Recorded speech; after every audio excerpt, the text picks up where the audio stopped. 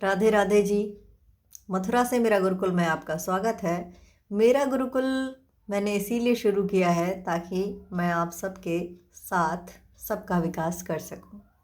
तो सबका साथ सबका विकास बहुत ज़रूरी है और वो ज्ञान से हो सकता है। ज्ञान जो आजकल बच्चे विद्यालय में ले रहे हैं और पहले गुरुकुल में लेते थे। अब गुरुकुल की जो व्यवस्था थी बिल्कुल अलग थी और आज जो विद्यालयों की व्यवस्था है वो बिल्कुल अलग है। महामारी प्रमुख कारण रहा जिसकी वजह से बच्चों का जो आधार है, जो नींव है, वो उतनी मजबूत नहीं है जितनी होनी चाहिए या जितनी होती थी। तो हम उसको मजबूत करने के लिए सहायक बनना चाहते हैं। तो सबसे पहले आपको ये जानना ज़रूरी है, वैसे तो आप जानते ही होंगे कि ये तीनों मुख्य विषय हैं जो आपके सामने लिखे हैं, हिंदी, अंग्रेज़ी और गणित। हिंदी मातृभाषा, राष्ट्रभाषा, अंग्रेज़ी अंतर्राष्ट्रीय भाषा और गणित बिल्कुल आधार ज़िंदगी का, जिसमें आप आधा, पौना, डेढ़, 1 2 3 1 2 3 ये सारी जो बेसिक हैं, यानी कि काउंटिंग, टेबल, असेंडिंग, डिसेंडिंग, जो भी आपको मतलब बेस है गणित का, उससे आप रूबरू होने वाले हैं। तो बिना देर किए शुरू करते हैं हिंदी से। हिंदी हमारी मातृभाषा है, राष्ट्रभाषा है। उसमें आइए देखते हैं क्या क्या होता है। हिंदी में सबसे पहले होती है वर्णमाला। वर्णमाला क्या होती है? ध्यान से सुनने की ज़रूरत इसलिए है क्योंकि हर एक जो पॉइंट मैं बताने वाली हूँ वो शायद स्कूल में अब नहीं सिखाया जाता है। बेसिकली यहाँ से ही शुरुआत होती है हिंदी की। वर्णमाला यानी कि वो अक्षर जिनसे हिंदी हमारी बनी हुई है।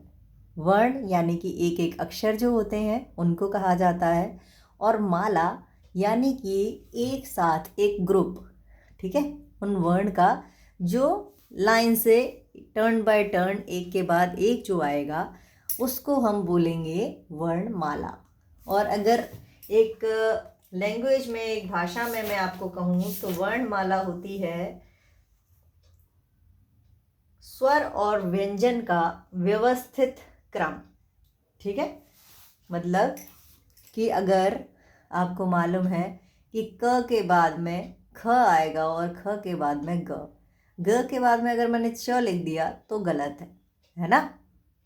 तो किसके बाद क्या आएगा वो कंटिन्यू फॉर्म, ठीक है, व्यवस्थित क्रमबद्ध जो आपका समूह है उसको हम वर्णमाला कहेंगे। ठीक है, और ये इसमें होता क्या है वर्णमाला में? स्वर और व्यंजन। क्या होता है इसमें? स्वर और व्यंजन। स्वर कितने होते हैं? पूछ लीजिए, आपका बच्चा पास में बैठा होगा। 11 स्वर होते हैं 11, और व्यंजन होते हैं 41 यानी कि 41। तो टोटल जो हमारे वर्णमाला में अक्षर हैं उनकी संख्या होती है 52 यानी कि 52। ठीक है, तो स्वर और व्यंजन से मिलकर बनती है हमारी वर्णमाला। ठीक है, ये जो वर्णमाला है इसमें हो गए हमारे शब्द, अक्षर जो हैं वो 52 यानी कि 52। अब आइए देखते हैं कि स्वर कौन से होते हैं। 11 स्वर तो होते हैं, लेकिन कौन से? तो आपके सामने जो है वो है स्वर, संख्या में है 11। अब आप इनको पढ़ सकते हैं छोटा आ, बड़ा आ, छोटी ई, बड़ी ई, छोटा ऊ, बड़ा ऊ, री, छोटी ए, बड़ी ए, छोटा ओ, बड़ा ओ। इस तरह भी बहुत विद्यालयों में पढ़ाया जाता है, लेकिन पर्टिकुलर जो इनकी आवाज़ है वो है अ, आ, ए, ई, उ, ऊ, रे, ए, ओ औ। आवाज समझ में आई? अ आ ए ई ओ उ रे ए ओ औ। ठीक। अब ये जो आवाज है ये मात्राओं में भी काम आने वाली है, तो ध्यान रखिएगा इसका। ये तो हो गए हमारे स्वर।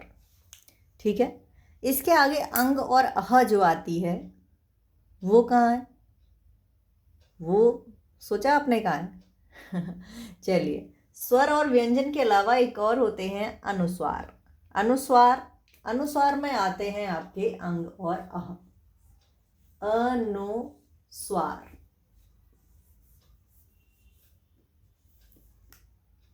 अनुस्वार में अंग यानी कि ये जो छोटी अंग है और अह बड़ी अंग, ये आते हैं। इसके अलावा एक चंद्र बिंदु जो आता है उसके आगे, वो मात्राओं में हम डिस्कस करने वाले हैं। अभी आप इतना याद रखिए, स्वर के बारे में हम पढ़ चुके हैं। अगर इसमें कोई आपको डाउट है तो कमेंट बॉक्स में ज़रूर लिखिएगा, उसका सॉल्यूशन आपको ज़रूर दिया जाएगा। अगला जो वीडियो रहेगा उसमें हम बात करेंगे व्यंजन के बारे में। धन्यवाद।